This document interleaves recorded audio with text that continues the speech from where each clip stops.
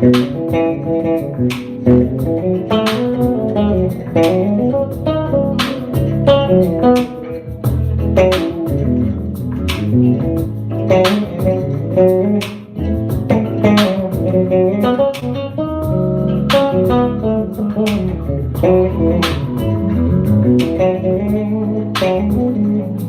going on?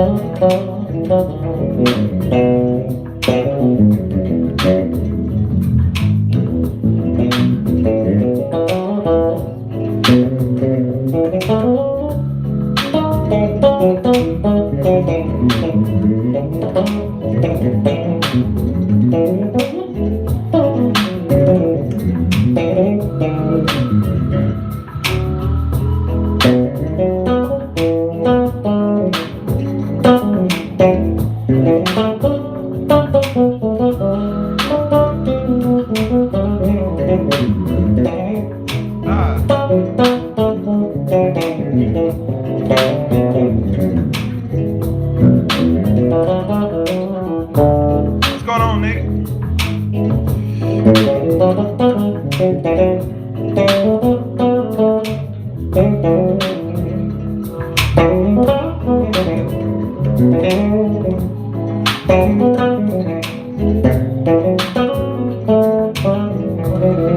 Y'all can share this. Go ahead and like it. Give me some thumbs up for this thing.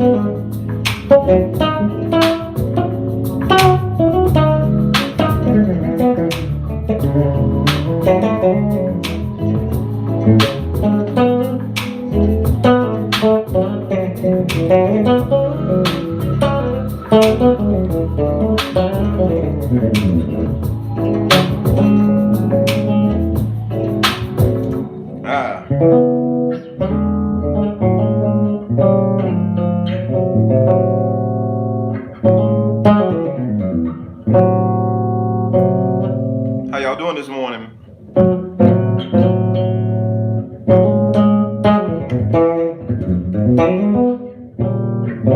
Many of you been on my channel for a while. You probably recognize the song "I'm Not Afraid."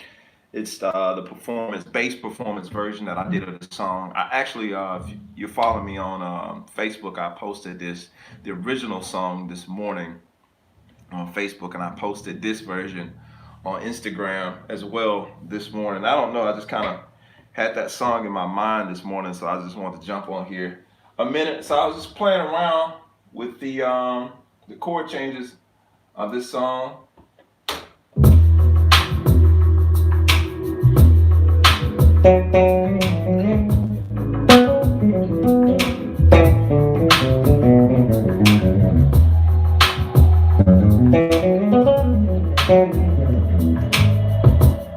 I was also kind of playing around with this. Somebody sent me this. What is it? Quintessence. Sorry, by TC Electronic, and it's a pedal that allows you to do harmony. And so I'm just kind of playing around. I haven't had a lot of time to dig into this pedal, but it essentially allows you.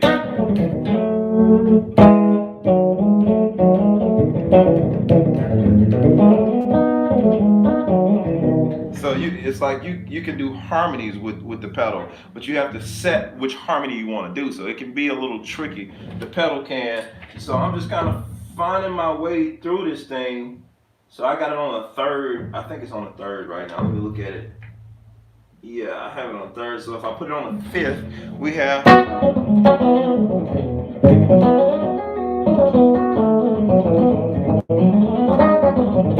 It's a little weird. But in the context of music,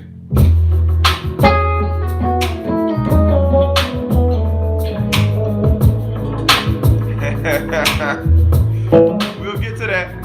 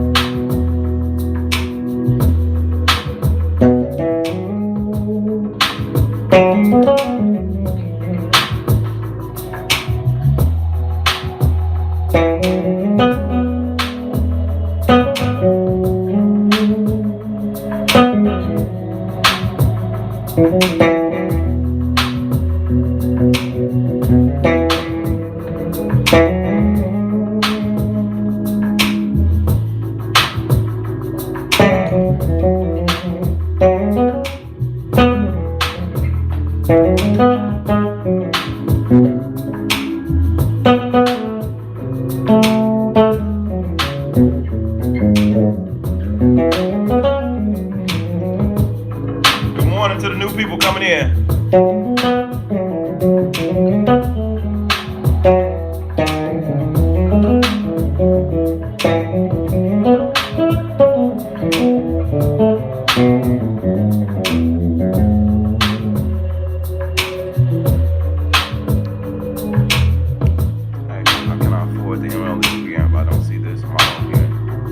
I'm not sure with the MLD preamp. I use Barbolini.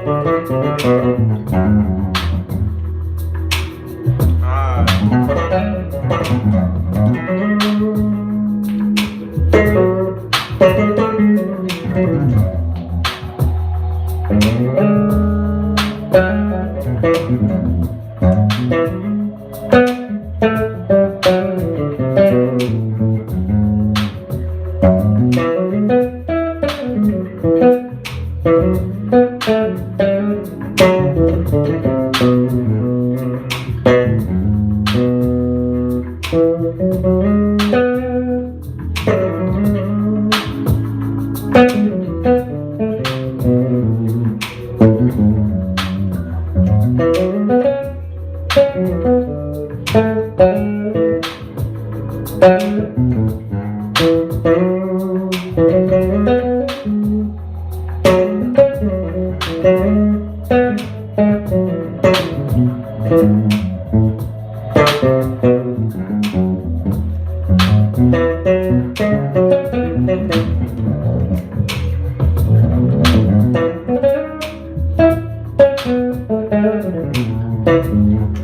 right, that's enough goofing off. Let's see here. So I was playing with that song. Like I said, the name of the song is "I'm Not Afraid." I'm not afraid to lose. The entire name of the song. I wrote that song 2012, 2013, somewhere like that. I did a vocal EP where I did like 3 to 4 songs. Um, yeah, and so it was that song was kind of like a declaration of not being afraid to lose, not being afraid of fear itself. Fear is stopping a lot of people from doing a lot of things, and it's one of those things that you're kind of faced with. I mean, every single day.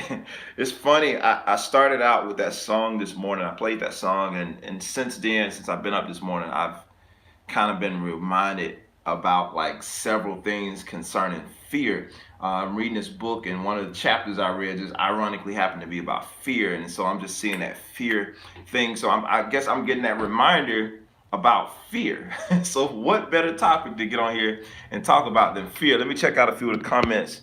Uh, what's up, David? What's going on, man? Scarabi said, "You're not afraid of what?" Tyrone, what's up, man? Uh, Tiago, what's up, dude? Caleb, I see you if you're still on here. Everybody that's on here, be sure you wave or speak or something. I want to speak to you. Um, Somebody asked me about the MLD preamp. Like I said, I don't know much about that. Kill Fear, bass prayer. It's a Kill Fear, great topic title, melodies and banging, bro. Thank you, man. I appreciate it. Hey, bro. Uh, you know that song, Found Loving Fatback, and I don't think I know that. I don't think I know that, man. Aurora, I don't know how to say that. Aurora, good morning to you. I think I'm saying that right. I'm pretty sure I might be butchering it though at the same time, so I'm not sure. So yeah, so the whole fear idea, the whole point of me talking about not being afraid, it's you will be surprised how many things we sit on in terms of just ideas that most people won't execute ideas simply because this fear, this false evidence appearing real. You know, that thing that makes you feel like, man, if I try this, I'm gonna fail at it. Or if I go out and try to get this thing, I'm gonna end up losing money. It's like it comes up in so many different areas, not just music, but it comes up in so many different areas of our life. And what ends up happening, fear robs you of opportunity. Most of the time, fear robs you of pleasure. It robs you of opportunity. It robs you of sometimes happiness. It robs you of sometimes joy. Feeling pure bliss because of that fear, you wondering what it's going to be like, or that fear of the unknown, so to speak. I heard this quote by Will Smith. He was saying something along the lines of, on the other side of your worstest fear is like bliss. There's complete bliss on the other side of your fear. But most people never get to that because they're so fearful of everything, especially when I'll relate it to music for you musicians that are watching this morning, but especially when it comes to musicians, when it comes to your playing, how many of y'all, just by a show of hands, thumbs up or something like that, you spend hours practicing? Because I'm learning that there's a big group of people who don't practice because they feel like they already got it. And then at the same time, there's a group of people who spend a lot of time practicing. What's up, Thomas? Thank you, man. There's a group of people who spend a lot of time practicing. You really putting in the work, and I commend you for that, by the way. You're really putting in the work. You're grinding. You're trying to get this thing like on lock. And matter of fact, if you're watching me this morning, that's probably you. You spend a lot of time practicing on stuff, and you're trying to grow. That's the reason why you're up at like 7:30, 6:30, whatever time it is for you, catching me, because you're trying to grab something to grow. And I get it. So, but the thing that's robbing most of you that's out there doing this is fear. You spend time practicing in the practice room, coming up with all this different stuff. I remember I used to do it. It's like I would sit in my practice room, practice area for hours, and man, I would come up with some of the craziest stuff and just be jamming in there. Ain't nobody in there, can't prove it because nobody's there to hear it. But once I get out in public trying to play amongst people, it's like I can't remember nothing that I practiced. I'm talking about I can't come up with one lick, and they call on me for a solo. It's over with at that point because I couldn't play Mary Had a Little Lamb if they calling me for a solo. But at home I'm like, I'm playing 100 miles per hour, and I'm just killing it at home. Get out on the gig or get out somewhere in public where people can actually hear me and see me. And I freeze up every single time. Let me see this comment really quick. Good morning, Doc. What skill shaped your solo on the song you presented this morning? More so major stuff, man. Major stuff. And it's a little diminished, half diminished type stuff where I'm doing like I'm playing around some chords, like not necessarily complete diminished, but it's more so, so I'm playing or like arpeggiating that chord.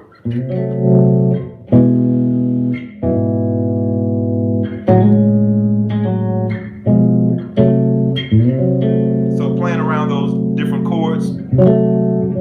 Yeah. So anyway, that's kind of what I was doing, arpeggiating chords and playing around all that different stuff. So it's pretty much the same thing happening all the time. I'll get back to that, but like I said, what really robs us, for you people that's experiencing that, and I see I got some people on here this morning that I've done some private calls with, some coaching calls, and some of the things we've talked about is that very same thing. It's like that fear robs you of the opportunity to perform at your highest level. Not because you can't, not because you haven't put in the time, not because you haven't put in the work, but it's that fear that's robbing, no problem, Daryl. It's that fear that's robbing you of that opportunity to play at your highest level. It's only fear. And most of us try to spend a whole lot of time trying to figure out, like, man, I can't figure out. Every time I get up here and I try to play something, I'm in front of people, I can't think of nothing. I just go blank. I know I know some of y'all laughing on the other side of it. I know some of y'all driving, so that's why y'all ain't commenting. But I know so many people deal with that. They go blank. They draw a blank when they get in front of people. It's fear. It's fear. That's all it is. If you're looking for why, it's fear. That little four-letter word, false evidence appearing real. You think you're going to mess up. And most of us are over perfectionists, so we are never satisfied with where we are as players.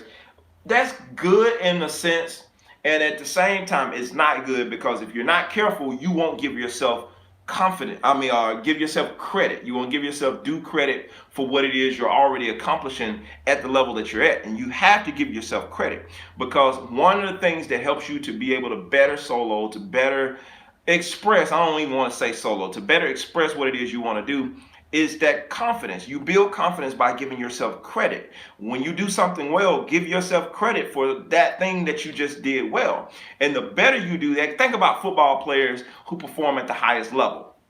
Or like even a better example, Muhammad Ali. He would always say, I'm the greatest, I'm the greatest. A lot of people saw that as pompous and arrogant. I don't believe in my mind, I don't know because I'm not him, and we definitely can't ask him now. But I don't believe in my mind that he was super 100% sure every time he got in the ring with somebody that he was going to win.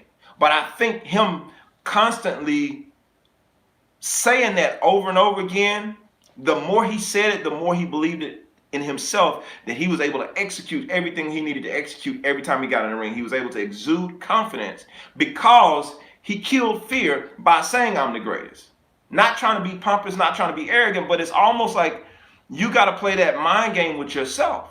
And I'm not telling you to go around and start saying I'm the greatest in the world, I'm the greatest bass player, I'm the greatest this. But I think there's something, Muhammad Ali did it in an extreme way, but with that he built his own confidence to make his mind line up with what he was saying. And sometimes What do most of musicians do? Most musicians have this false humility thing. I'm guilty of it. All of us are guilty of it, of this thing. And I don't want to make it sound like sinister, false humility. Y'all doing all, I don't want to sound like that. But I'm saying, how many times somebody gave you a compliment, and you're like, nah, man, I suck, man. I ain't did nothing, man. I ain't did. Like, you never take credit for it. And I don't mean taking my church musicians that's on here this morning. I don't mean taking the glory. I don't mean taking God's glory for the gift that he's given you. No, that's not what I mean by that. But sometimes um, a simple thank you. I appreciate that, man. I worked really hard on that. Thank God. You can even thank God for it, but take some type of, don't take the glory, but at least give yourself some credit for the work that you put in, because you need that in order to build confidence in what you do. You don't need like your ego stroke, so to speak, but you need to do that in order to build confidence in what you do. So I'll try to dive off into the differences of just the being pompous, being arrogant part of it versus just building confidence. You need to build confidence in yourself. So that's number one. That's what most of you guys are dealing with right out of the gate when it comes to fear. All right, let me get to a few of these comments before I get stuck and trapped behind all of them. What do you start thinking when you do? Let me read that right. What do you start thinking when you hear a progression you're either familiar with or not? Okay, I'll get to that question. That's a good question. I'll get to that. Michael, what's up, man? Good morning to you. Glad you're joining me this morning. Tyrone, yeah, man. Bass player, that's so mean, but I'm stepping out of my comfort zone and jamming with a bunch of other musicians that I don't know to live playing audience tomorrow. That's good. That's really good, bass player. Rocks. I'm gonna call you Rocks. All right. So getting back to Awura, I'm gonna call you O because I don't want to butcher your name. I don't want to butcher your name. So you said, what do you start thinking when you hear a progression you're either familiar with or not? There's an interesting video. If you guys know me, you know Victor Wooten is like one of my favorites in terms of bass players. And I mean, for all the obvious reasons, but one of the things I admire about Vic is his humility and just being down to earth. And I can relate a lot to Victor Wooten. Nowhere close in talent. Well, I'm not going to say that because it's killing the point of what I'm talking about. I know I'm not a Victor Wooten, but at the same time, I feel like I can relate to the way that he plays and the way that he articulates what it is he's trying to do. And so there's a video, I say all that to say, there's a video that was published recently from 2020 NAMM that he's talking about what he's thinking. I can't think of the name of the video. Some of you guys may have saw that video. If you know it, be sure to share the name or to share the link to the video in the description of this video. Not the description, but in the comments of this video so people can go back and watch that video. But either way, Victor Wooten was sharing, and I share the same philosophy. When he hears music that he's not played before, he's listening to what that music makes him think of. It's like not, he said, 9 times out of 10, I'm not going to think theory first. And I 100% agree. I'm not thinking theory when I hear something. Like, I'm listening to what it is, and like, I will use this, what I'm playing, for example. Let's see here.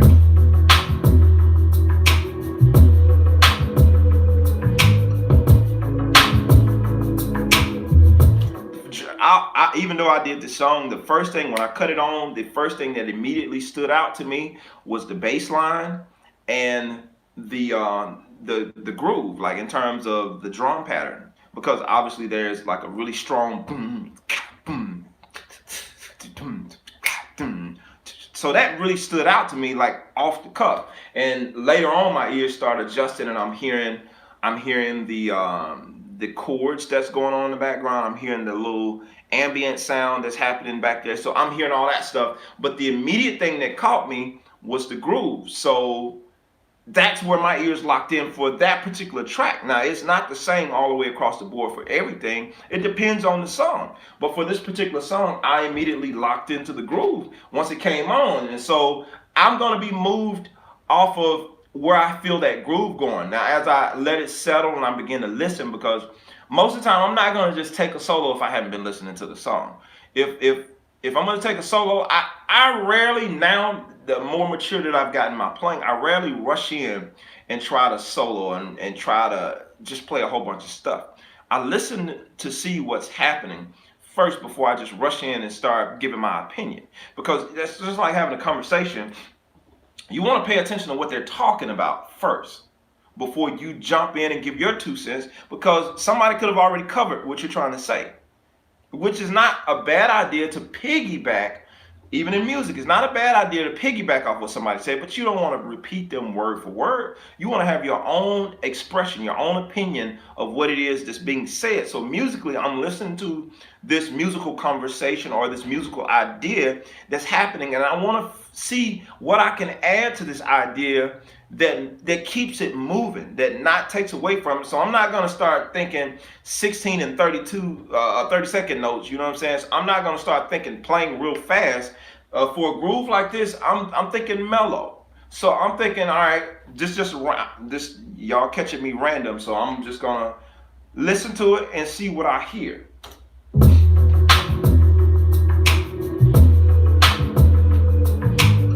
Yep, that's the video. Playing wrong notes with Victor Wood. Yep, thank you.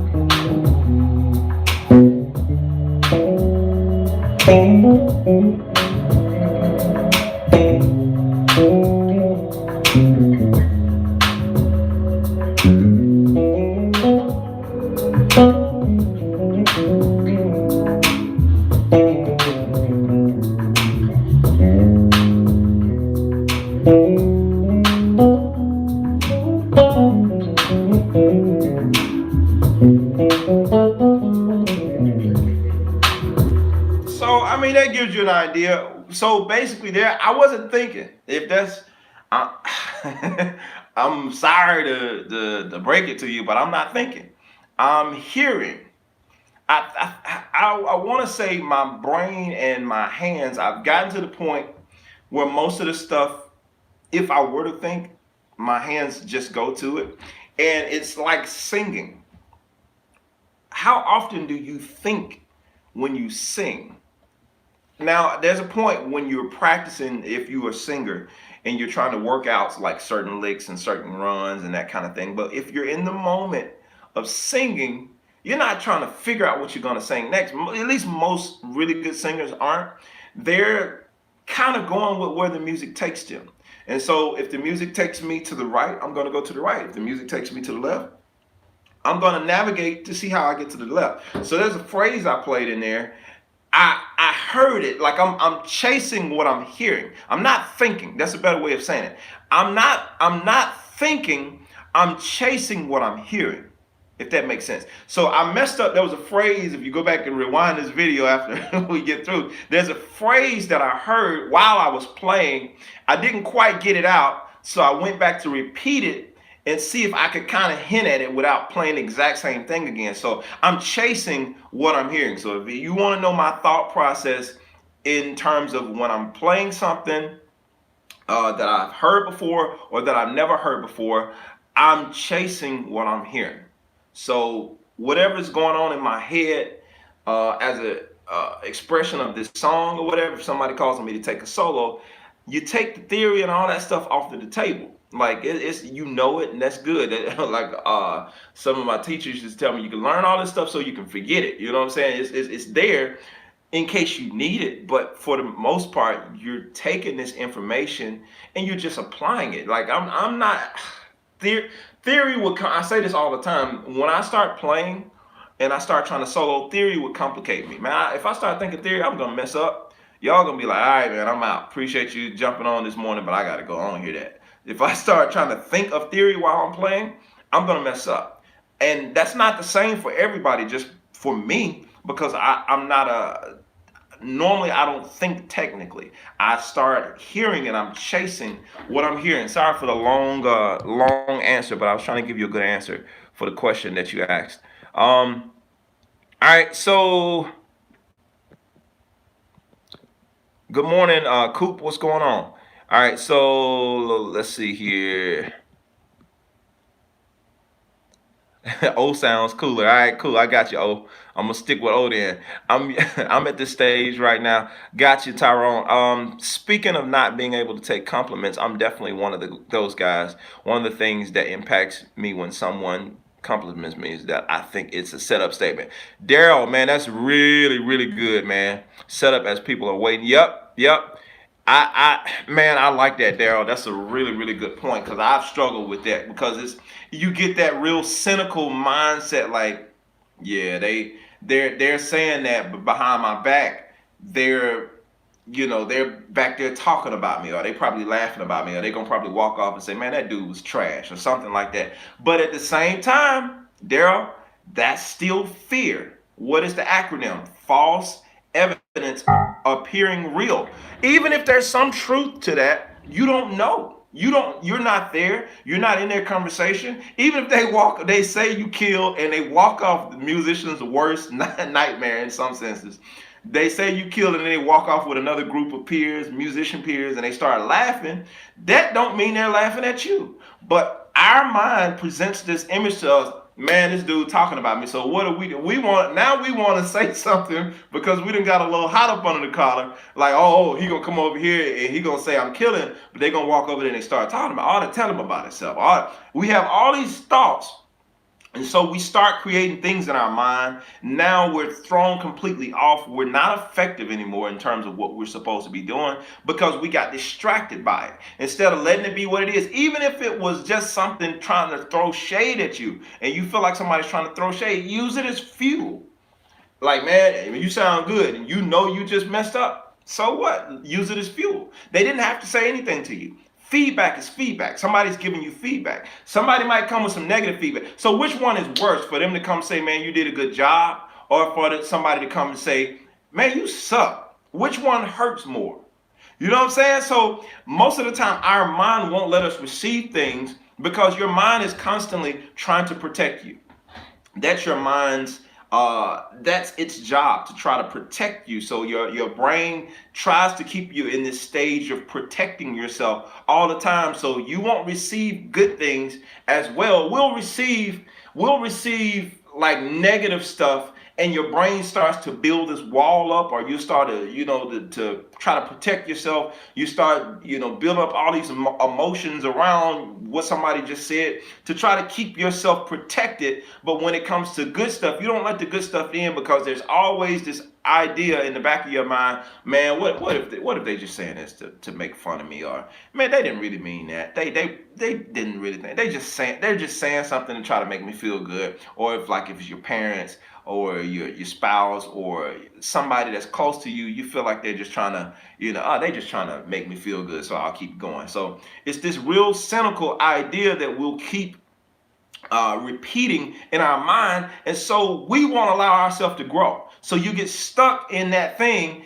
and the thing about it is, like, I'm saying, you want to be able to take the compliment, but at the same time, there's a scripture talk about in Psalms 1, where it's talking about being like a tree planted by the rivers of water, that you're not moving. So what I mean by that, you don't want to be swayed one way or the other by people's opinion of you. You don't want to be swayed one way or the other. So if somebody says you did good, cool, thank you, I appreciate it. To God be the glory.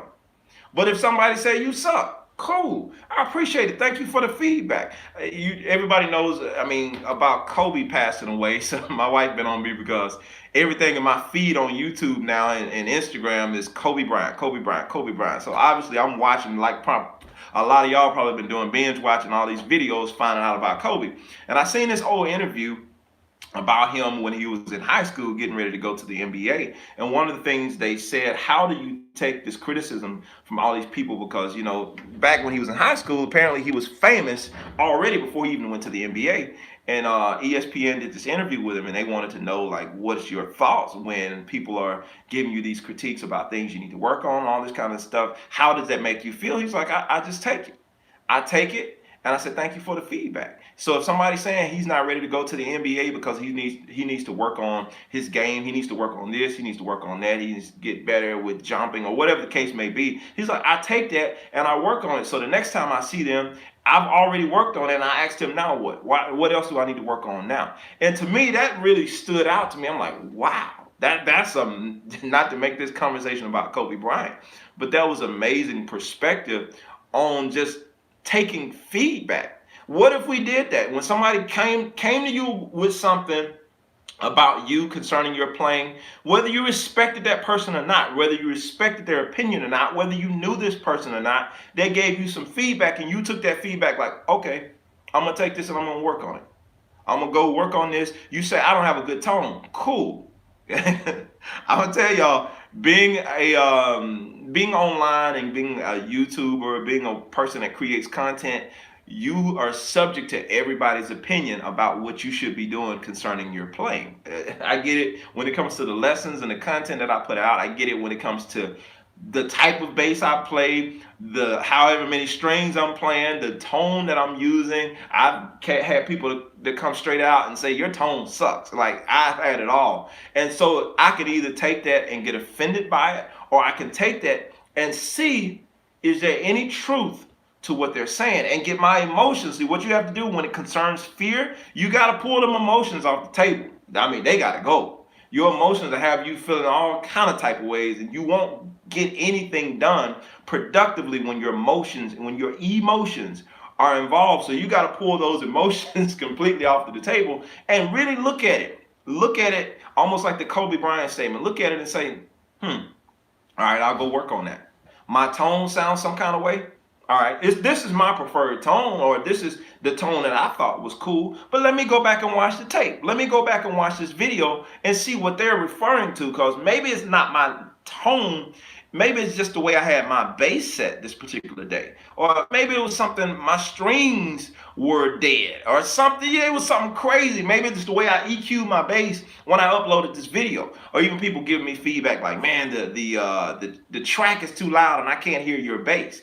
And I'm sitting here, or I get stuff like, your voice is too low and all this kind of stuff. I could get mad about it and say, you know what? Well, I ain't putting up no more videos. Or I could just pay more attention to that when I'm like bouncing my videos down or rendering, or rendering the videos or bouncing down my audio. All right, so somebody said something about they couldn't hear my voice. That's feedback. All right, so let me adjust my voice, because maybe everybody is not listening on the same devices. I'm listening to computer monitors when I'm mixing this stuff, so I can hear my voice and I can hear my bass fine. But if somebody's listening on another device, they might be having a hard time hearing my stuff. So in the early years of me putting out content, I was getting a lot of feedback, a lot of negative feedback, but I had a choice to make. I could take this negative feedback and allow it to negatively affect me, or I could take this feedback and use it for fuel to grow what it is I'm trying to do. I can use this negative feedback to positively grow what it is I'm trying to do. So if you're saying I suck as a player, be more specific. What is it about my playing that sucks? Man, you can't hold no groove real good. Okay, cool. So I need to go work on groove.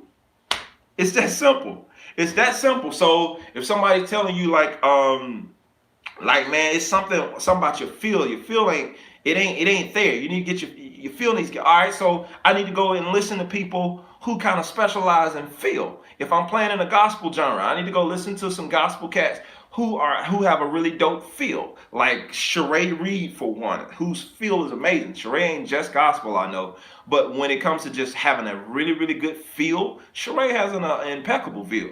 Daryl Freeman, great feel. Maurice Fitzgerald, great feel. Andrew Goucher, great feel. Joel Smith, great feel. Reggie Young, great feel. Now you got some players, they got the feel and they got the extras like a Reggie Young. They can give you feel, and they can give you the color, all the toys and stuff that go with it. And like Justin Rain. Justin Rains has a good friend of mine, has a great feel, and he has the other stuff to go with the feel. There's so many people that I can keep naming. Frank, I think I can't remember Frank's last name, but he's playing with Commission now. Amazing bass player. He's like my peer in bass right now. Has a great feel. He can do all other stuff, but he has a great feel. So if I need to work on feel, and my music director or somebody is commenting, telling me my feel is not good, well, I need to go listen to some people and start growing my feel. FEEL. Like, I need to start growing that, seeing what I can do to better improve on my feel. And you can do that, like I said, with listening to the gospel cats. You can go back at old school, listen to old 70s stuff, feel good music, what they call it, like a lot of soulful stuff. If you're really working on feel, anything with some soul to it, you're gonna get some good feel. Just listen to soul, not to down any other genre of music, but if you're talking about feel, go grab some soul, because that stuff that you're hearing that's played in soulful music. When I say soul music, I'm not just talking about James Brown. I'm talking about like old school gospel, old school quartet gospel, old school R&B, like, old school Motown stuff. All of that stuff, when you hear all of that stuff, it's all relating to feel, and it all translate over to the other genres. One of the things that made Jocko stand out, outside of the fact that he was an amazing solo bass player, Jocko's feel was amazing. But go back and listen to who Jocko studied. Listen to the cats outside of the jazz heads that he was listening to. Jocko was listening to like James Brown. He was listening to the Jamersons and all those different people. He just put his own spin on it, and it made his feel so much better. I can't name off everybody that Jocko listened to, because I'm not a Jocko fanatic like that. I love his playing, but I haven't like just done all of the research. But I do know that he was listening to those old cats. He was listening to old soul music from back in the day, and that helped his feel. And so it translated over to everything else that he was doing. So what am I saying with all of that? When somebody gives you feedback, whether it's negative or whether it's positive, move fear out of the way. False evidence appearing real. Move that fear out of the way. Take that feedback and do something with it. Even in your own personal life. All right, Felix has some chops. Oh yeah, absolutely, man. Felix is a monster. He's Jocko's son. I mean, you don't have a choice. All right, so let me go back through, man. I see some of y'all are commenting still.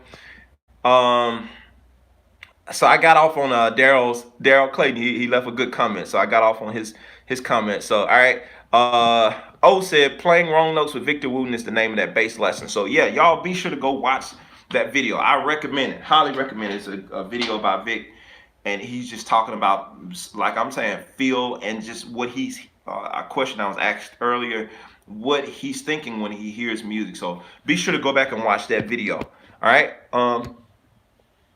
William, my pleasure, man. Daryl, I see you. So Demetric says, what's up, bro, from Kansas City? What's up, dude?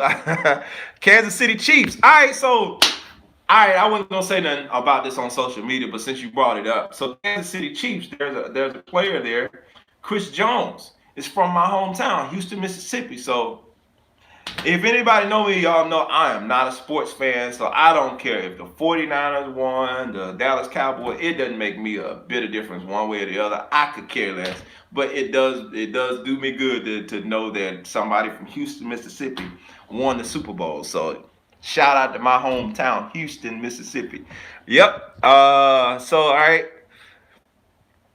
Dimitri said, you preaching, Doc. Good afternoon. Good afternoon to you, South Africa. I see you in the building. Tyrone says tight, but it's right. Yeah, so those are the things I'm talking about and sharing with you guys about fear. Don't let fear rob you of any more opportunities. Like I said, I woke up this morning, if any of you jumping in late on my discussion about what I'm talking about, I woke up this morning and it seemed like that theme, as I kind of started moving through my day, doing my little exercises and just, doing all the stuff, is that fear, that idea of fear started kind of resonating in my mind, and I'm like, okay, God must be dealing with me in the area of fear. I got some stuff that I need to get over. I got some stuff that I need to do. As a matter of fact, there's this one particular thing I did. I went ahead and did it this morning. It's like I've been putting it off. I'll get like right up to the thing to almost completing it, and I stop because I'm like, I don't know what the outcome going to be, and I don't want them to say no. I don't want this to happen. I don't want that to happen. But it's like because of that fear, it was robbing me of the outcome or the answer. I didn't know what the answer was going to be, and so I'm stuck in this place of limbo, always wondering, instead of just going on and getting it over with, instead of saying, all right, is this going to happen or is it not going to happen? So once I finally went through with it and I got my answer, no, it's not going to happen. It gave me a relief. So now I can stop wondering about it. Now I can stop, well, I don't know if I should try this because it might not work. If you got an idea, and I talk about this a lot in my, there's a course I created on my website called Be Productive and Multiply, where I'm teaching people in this course about a lot of these things that we're talking about changing your mindset, about really addressing this idea of fear that we all have and getting over your limiting beliefs, things that are stopping you from doing whatever it is. Because so many people have these things that we do and we don't know that we can be earning income from them because we fear that they won't work. It's kind of like the thing I said this morning. Once I finally made my mind up to go through with it, I saw that it didn't work. Now I know. Now I'm not sitting here trying to wonder about if it's going to work or not. I tried it. It didn't work. Now I can move on to something else. But most of you sit there and like stay on that hamster wheel and never go anywhere because you don't know if your idea will work. You just keep thinking about it. And even in this chapter, this book I'm reading this book. If you hear me saying I'm reading a book, y'all know what I'm talking about. I'm reading this book called The 10X Rule by Grant Cardone, and the particular chapter that I just finished up this morning was talking about fear. And it was talking about sometimes that fear causes you to procrastinate on doing something. The more you think about it, the more you procrastinate on doing this thing, the more you give yourself reasons not to do it. And you keep justifying, okay, I shouldn't do it because of this. I shouldn't do it because of that. And so you continue to justify that, and before you know it, you don't do anything. So this is helping you to learn how to attack whatever that fear is and go ahead and do it anyway. The quicker you do it, the quicker you start to get the results. The quicker you learn. There's a lot of wealthy people that say, if you're going to fail, go ahead and fail fast. So when you start to jump out there and do something, at least you know the quicker you do it and the quicker you get it out of the way, you know this don't work. So I don't have to keep doing this. Some of y'all are on the fence about, man, should I buy a bass? Should I buy a 6-string? Should I buy a 5-string? I kind of want a 5-string, but I think I should, start with 4, or vice versa. I kind of want a 6-string, but I don't want to jump from 4 to all the way to 6, and I ain't mastered the 5 yet. Just get a 6-string and get it over with.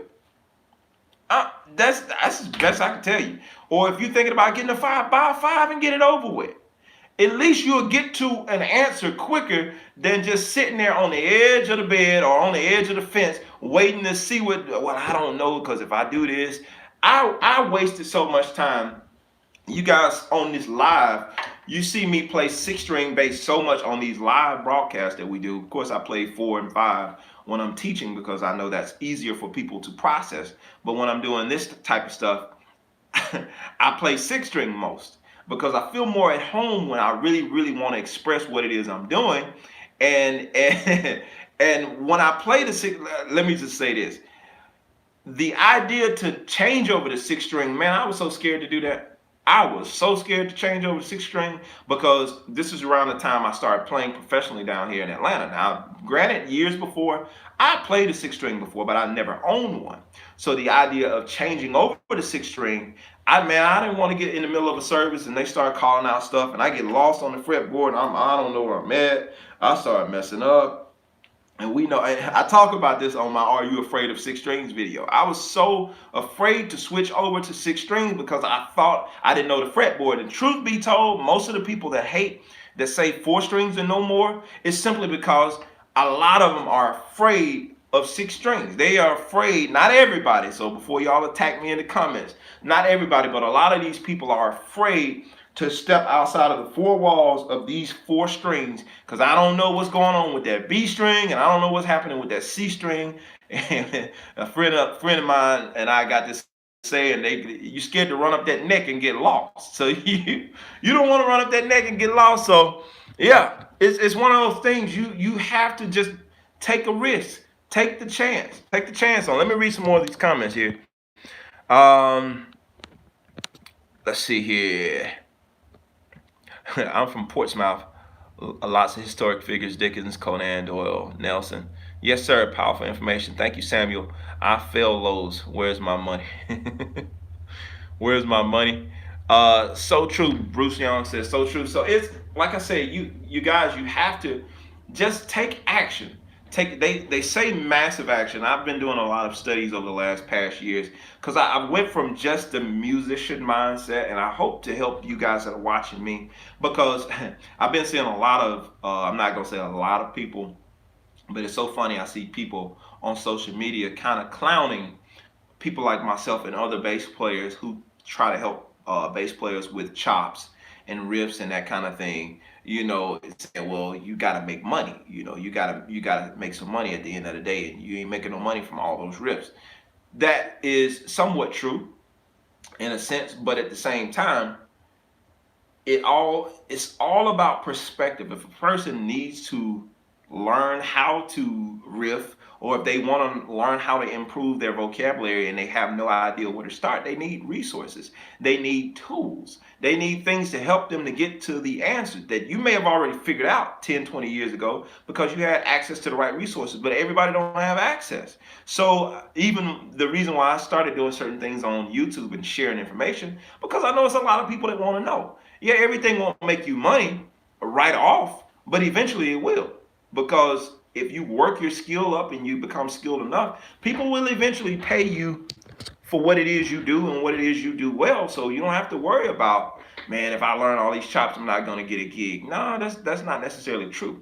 And even in nowadays, especially with the situations that I played in making money, they want you to be more busy. They want you to have a few more chops on your hand because they want you to come out and play a little bit more aggressively. So they want you to be able to move around that neck of that bass and know what it is you're doing and be able to give a chop here and there every now and again if they want you to step out. So it is some truth. Sorry for sorry for chasing that rabbit down that rabbit hole, but I'm making a point.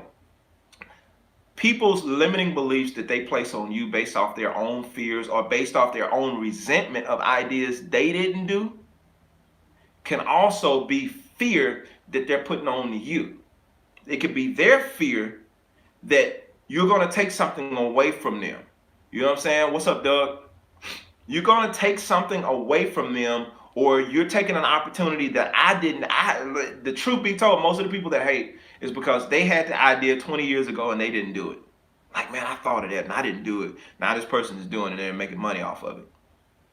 Like, most of the people that want to stop you from pursuing what it is you're trying to do is because they didn't pursue it, especially when they're really adamant about getting you to calm down. You going after what it is you're trying to do. If you're trying to start your own business, you're growing your own thing. If you're working a 9 to 5, man, you got a job, you're making some good money, you need to stay there on your job. You need to keep this, you need to do that, because you always want to have something to fall back on. All that kind of foolishness. Nothing wrong with having something to fall back on, but don't let their limiting beliefs of what you can do stop you from what is possible for you. Nobody could have told me 25 years ago, before I decided to come to Georgia. And granted, that was before I decided to do a lot of things 25 years ago. Nobody could have told me that I would be here now doing music for a living and having my own business, working hard to push my own business, but nonetheless having my own business as a musician. Man, that's like, what? That's unheard of. Like, having your own business. Like, we heard about running from gig to gig, that kind of thing. But working and owning your own business and being able to still provide for your family, working as a musician, nobody could have told me that 25 years ago that's what I would be doing, because I didn't even have a reference point for the idea. Nobody around me was doing that. Nobody around me was doing it. Matter of fact, all of the musicians that I personally knew growing up from Houston, Mississippi, everybody, and there's no shade to anybody, it's just it wasn't the time, it wasn't the environment, and I wasn't around the people. I didn't know anybody that was doing music full time. and that like was like really living in terms of like they ain't struggling from paycheck to paycheck. They're actually living. I didn't have an example.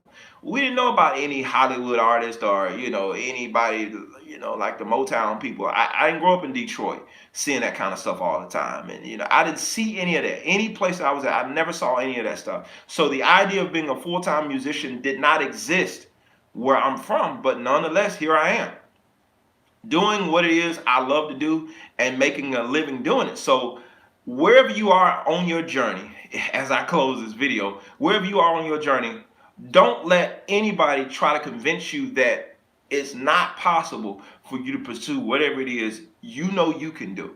If it's something you good at or something you have the potential to be really good at, don't let somebody convince you that you can't make it. Don't let somebody convince you because of what the status quo is from where you're from or what you've seen or what everybody you know or your family, your background. Well, such and such tried it and he failed. It has nothing to do with you. That has absolutely nothing to do with you. Well, uncle, cousin, brother, so-and-so, he tried to be a musician and he lost his house. Well, I'm sorry that he lost his house, but that's not my story. That's not my story. You don't let other people define you by their limiting beliefs. Mike Stamps, what's up, dude? Somebody else spoke. Let me make sure I speak. Keith, what's up, Keith? I see you. So don't let other people define you by their limiting beliefs, because what didn't work or what worked for them may work or may not work for you. So even with me telling you all the things that I do in my course that I'm talking about, Be Productive and Multiply, I'm not telling you take these 7 steps because there's 7 videos. I'm not telling you take these videos and these 7 steps and you're going to do everything that I've done and you're going to you move to Atlanta and play for some big mega church and start traveling around the world with some artists and start, getting some TV placements and doing all this stuff. I'm not telling you to follow my path, because that's not your path. You have your own path. What I am sharing with you in this video is how to unlock your own potential and to be able to start seeing things happen for you by unlocking your own potential. Because you have a measure of potential, a measure of faith that you've been given. You have a set of gifts that you've been given. We might do all of the same stuff, but we all have different paths. And that's the thing I see in the community of musicians. When people are fighting for the same spot of land, so to speak, you're fighting for the same real estate.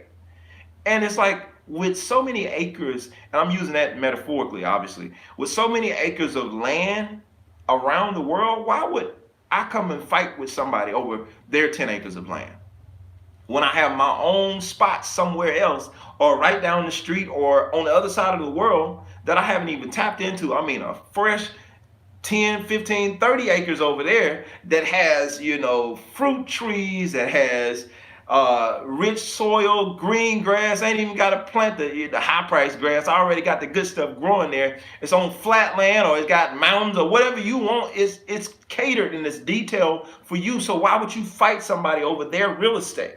I'm saying that to make a point. People are fighting against each other, trying to attain that same real estate that somebody else has, when there's enough to go around for everybody. There's enough to go around for everybody. So whatever your dream is, there's enough space for you. Even if you say, man, I want to get on YouTube and I want to do bass lessons, but man, you got Jermaine Morgan on there, and you got Derek Bennett, you got Scott's bass lesson, man, everybody on there doing bass lessons, so I don't want to do that. I hear stuff like that all the time. There's too many people doing that. Yeah, but there are a group of people who want to hear what you have. I'm encouraging you as a bass player on you. Now, you would think, here's the thing. The logic of me encouraging you to do bass lesson, what if you're better than me? What if you're really good at teaching? What if you teach better than I do? See, insecurity says if I try to share something, or if I try to extend my hand to help you, I'm going to lose. That's what insecurity says, because I feel scarcity in my mind. I think there's not enough to go around for everybody. With there being over 8 billion people, or close to 8 billion people on the planet, you don't think there's enough room for everybody? You don't really think that there's enough room for everybody? So I encourage all of people who you have something that you want to share, get out there and share it.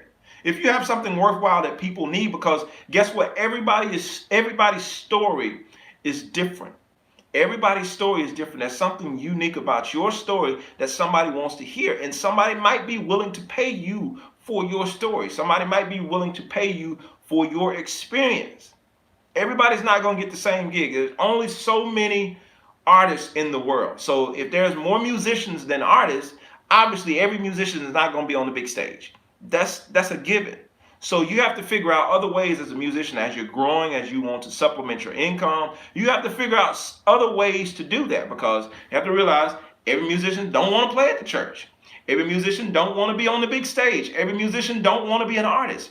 But what can you do with your talents? Every musician is not going to get the big studio calls. But there are so many different opportunities out there for you as a musician. And if you're randomly watching this and you're not a musician, whatever field of study you're in, there are so many opportunities. And thanks to the internet and all this stuff now that's made the world so much smaller, we see so many other opportunities. People make millions of dollars and just monetizing what they do on YouTube. And it's stuff like, putting up cat videos because they like cats. I mean, come on.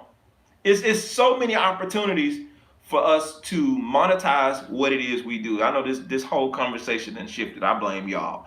But it's so easy now to monetize what it is you do.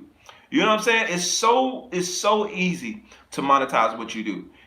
Now, hear me clearly. It's easy to monetize it, but you got to put in the hard work to make sure you see that thing through to fruition. Because it's not going to happen easy. It's not going to happen. What I'm doing as a musician, what I'm doing in pursuing my own thing, doing my own business, this junk is hard. It's hard. I'm not here to tell you, like all those videos y'all see pop on YouTube every time you try to watch a video. Now I finally have freedom and I'm able to travel around the world and I'm able to do this and now I'm able to do that. Now I ain't there yet. I'm going to just tell y'all straight out. I'm a musician. I ain't there yet. But I am able to bring in income for my family and to take care of my family. It's been hard. It's been a hard journey as a musician, being an entrepreneur, but nonetheless, I'm here. I'm doing it. It's real life, and it's happening.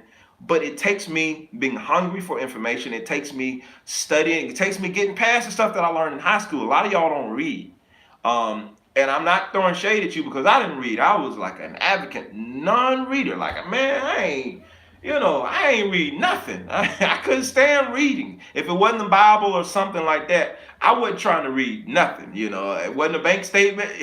I wasn't trying to read. I'm just being 100 with y'all. But once I learned and started trying to develop my mind and started trying to go after being an entrepreneur, I learned, I got to start reading.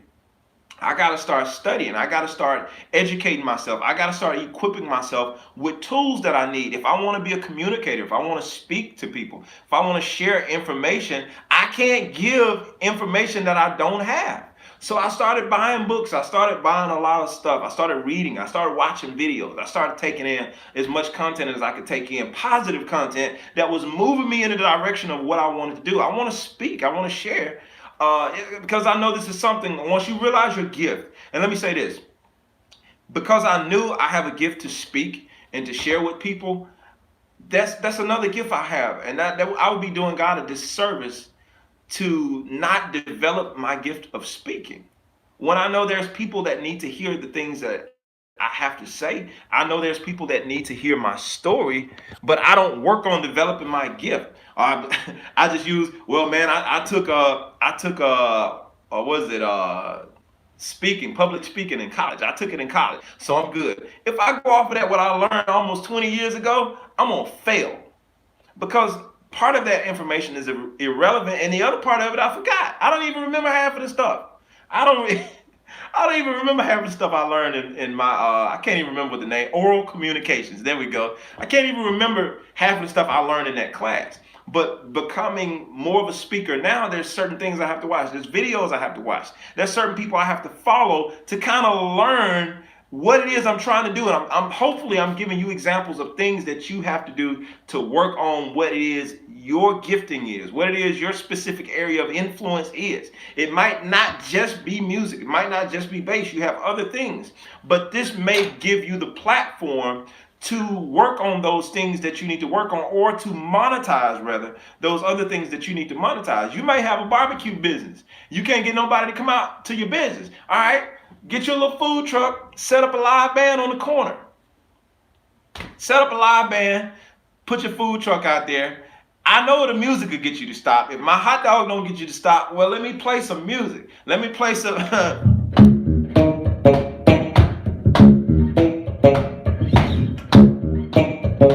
I play that loud enough on the square, you're gonna stop. So you see what I'm saying? So you have to be creative. You have to think of things outside of your comfort zone that gives you the platform, and leverage that platform to do what you have to do with it. You know what I'm saying? So anyway, I know I done ramble on a lot, but I really wanted to give you guys some things to really start attacking that fear. A lot of y'all are dealing with fear, and it's robbing you of years. It's robbing you of years. You don't know how much time you have. You're watching me today. It's not promised that I'm gonna be here tomorrow. It's just point blank. I hope I am. I hope I'm here for a long time. But the reality of the matter is, it's not promised that I'll be here tomorrow. You know what I'm saying? So you want to take this stuff, watch this video over and over again. If this was helpful to you, be sure you watch this over and over again until it sinks in, until it sets in. And if I got a call that came in, I apologize for that. So if what I was saying, if you want to dig in, hopefully I don't get a call again. But if you want to dig into this idea about what it is I'm talking about, I told you I have a course on my website called Be Productive and Multiply. If you want to find that course, if you're new to me, my website is jermainemorgan.net, JermaineMorgan.net.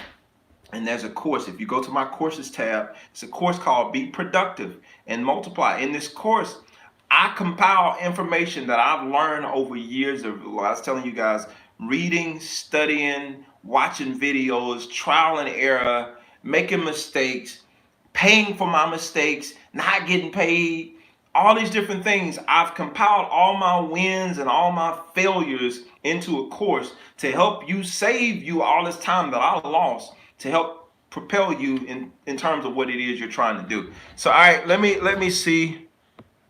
All right, so let me see here.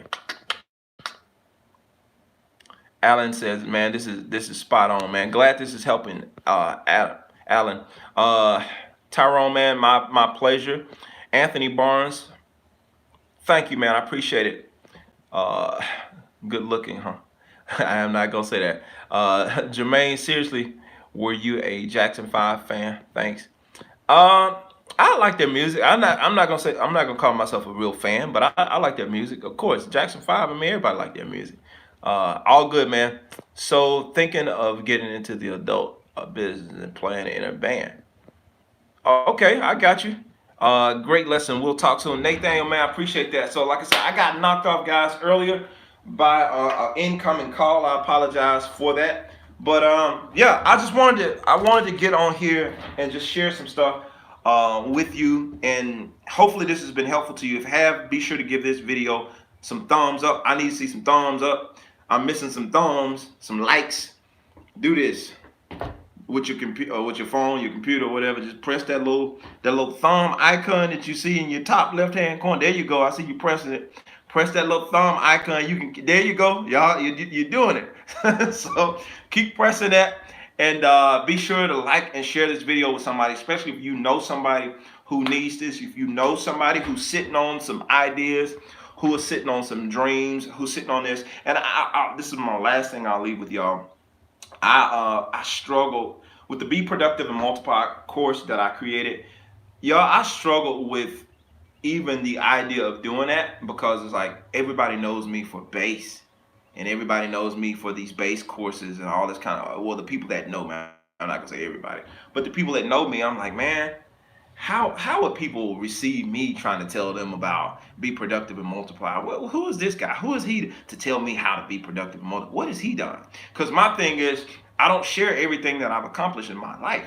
But the fact of the matter is, from where I come from to where I am now, It took a lot. It took a lot of work. It took a lot of energy. It took a lot of effort. It took a lot of making mistakes. And I've been exposed to a lot of things. And I'm now walking in some of the things as a result of the information that I took myself and I put to work. So I know for a fact the information that I had in my mind, it can help people. Even if they don't see everything, all the benefits of how it's helped me, the little bit of what they see, just a little bit of what I show, because I don't show everything, but the little bit of what I show should be inspiration enough for somebody else to know that they can do it. But the things that I had to work through, years of things that I had to work through, I know it's going to help people to break off them limiting beliefs and people to begin to walk into a life that they never thought they can have. A life that they never thought they can have. Just being completely transparent. I know I'm supposed to be getting off of here, but I know somebody needs to hear this. Being completely transparent with you guys. Like, I grew up very, you ain't gonna even call it lower middle class. We grew up poor. The average income where I grew up at the time I grew up was maybe 21,000 a year, and that's for a two-parent household. Maybe that much a year, and the cost of living wasn't much different than it was now. I mean, it's a lot higher now, but the area that I grew up in, that was the average income for a household. And I know many times, my parents were probably struggling even beyond that, and they worked all the time. So it's like I didn't come up with the silver spoon. I didn't come up, just with the handout and that kind of thing. When I started playing music, I played guitar, and I played through a keyboard amp most of the time because my parents couldn't afford to get me equipment. But they were working. It's not like they were being lazy and they weren't working. So it's like you were stuck in this thing. You didn't really see a way out. So you learn how to cope. You learn how to deal with it, and you learn how to make the best of what you got. My whole life consisted of this. If you can see this guitar back here, this guitar, I got this guitar from my uncle. It looks terrible now, but I got this guitar from my uncle from St. Louis when I was like 12 years old, when I first started playing guitar. It didn't look this bad at the time, but the strings, you see how those strings are off the neck? That's accurate. That's about how high they were. I think they were a little higher. I lowered them down since I had it. But I started playing on this guitar. I had another guitar that another uncle gave me, but this is pretty much what I started out on. So you can see I wasn't just balling and rolling in the dough when I started. Like a lot of you guys, a lot of musicians that are coming up now, having options of what they want to play. Now, I was playing little Radio Shack stuff, like literal Radio Shack stuff. It would be equivalent nowadays to the Walmart brand First Act stuff that I was playing, and I played that for years because I didn't have money to put into musical instruments. And so my options starting out were very limited, at least so I thought. I didn't really see anything beyond what I was seeing growing up. And I'm not complaining. I'm super grateful for how I grew up because it made me be more appreciative of now the fact that I'm able to, buy gear, or people even send me gear to use on the show and that stuff like that. I'm extremely grateful for that because I remember where I came from. But at the same time, remembering where I came from, I have a quote on my Facebook page: never forget where you came from, but never let that be an excuse. Never use where you came from as an excuse to not move forward. Because a lot of you accept the ideas out of fear. Well, I've always done this and I've always done that and it's worked. No, you tolerated it. You made it work because you were too afraid that if you tried something else, you were going to fail, or you didn't have the resources, you didn't have the know-how, you didn't have all the right things to make something else work for you. So you settled for making what you know work. And that's not being prosperous. And prosperous ain't all about money. Prosperous is prospering in your mind and being able to walk out those ideas, even if they don't work out the way you think they should work out, taking a risk, taking a shot on you. Like I talked about in a few videos, in one of my motivational videos, grooves and motivational videos. Go back and watch that video. But taking a chance and not letting what you've always known, this is the way we always done it, this is the way mom and them brought me up and all that kind of stuff. That's great. That worked for them. But like scripture in the Bible talks about Samson, killing 1,000 men with the jawbone of a donkey. He killed 1,000 men with a jawbone of a donkey, but once he finished killing those men, he didn't keep walking around with that jawbone of a donkey. He threw it away. He threw it away and moved on. And a lot of us like to hold on to things that worked for your mom, your dad, your grandma, and all them kind of people. All my folks always worked in a factory. They always done this. There's nothing wrong with working in a factory. But if you have another option, don't hold on to something just because it's coming. Because you'd hate to get to the end of your life and God shows you what you could have had, what you could have been, what you could have accomplished, but he tells you you never made it to any of that because you were too scared. Just something to leave you to think about.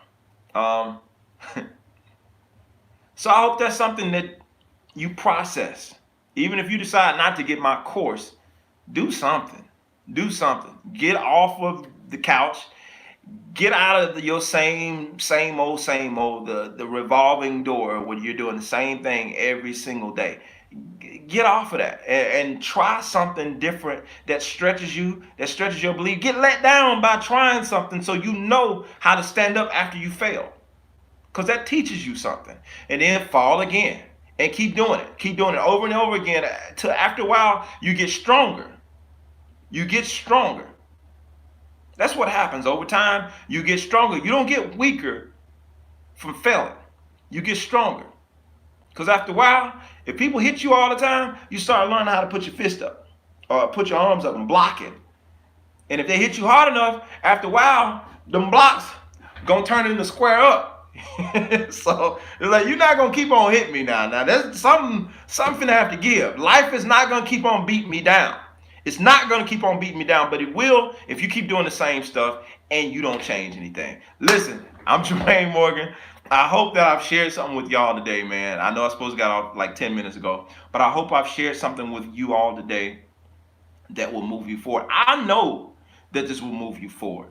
I just hope and pray that you take this and you do something with it, because you don't know how many people are counting on you to move. You got people that's waiting to be employed by you. You hold people's job in your hand. Think about it that way. I'm sorry, I can't leave this thing alone. Think about it that way. Your idea not to move is determining if somebody will get their dream job with you. Think about it that way. When you sit there and you won't pursue that idea, imagine if Steve Jobs had to just trash that whole idea of Apple. Like, man, this ain't gonna work. This Macintosh thing ain't gonna work. Imagine if Bill Gates had to trash the whole idea of Microsoft because of difficulties and setbacks. Man, this ain't gonna work. Imagine if Warrior Bases or Serene Bases or Fender Bass had to trash his ideas and be like, you know what, man, that's dumb. Ain't nobody gonna buy that. Just look around your house. I challenge you today, and this is my last time. I'm leaving. I'm really leaving this time. I challenge you today. Look around your house. Every appliance at your house. Think of you being the maker of that appliance and saying what you're saying right now. Nobody will buy it. Nobody ain't gonna support it. I can't get this off the ground. I can't get no support. People probably gonna think I'm a joke. They're not gonna buy into it. All these negative things that you tell yourself. Look at every appliance in your house and imagine if that was yours. All right, I'm done. Thank y'all for hanging out with me today. I'm gonna really get off this time. And yeah, I enjoyed it, and I will see y'all live on next week. There's plenty of content dropping this week, but I will see you live on next week. Thank y'all for watching. I am out. Have a blessed day.